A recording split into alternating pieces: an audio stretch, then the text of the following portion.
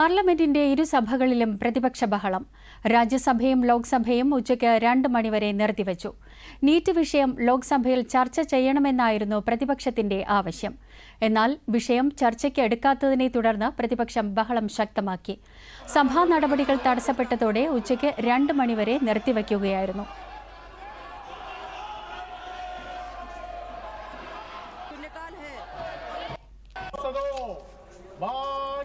ന്യൂഡൽഹിയിൽ CJP നടത്തിയ പ്രതിഷേധ മാർച്ചിനിടെയുള്ള പോലീസിന്റെ ഇടപെടൽ ഉന്നയിച്ചതോടെ രാജ്യസഭ പ്രക്ഷുബ്ധമായി.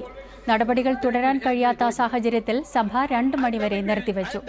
അടുത്ത മാസം 13 വരെ തുടരുന്ന സമ്മേളനത്തിൽ 19 സിറ്റിംഗുകളാണുള്ളത്.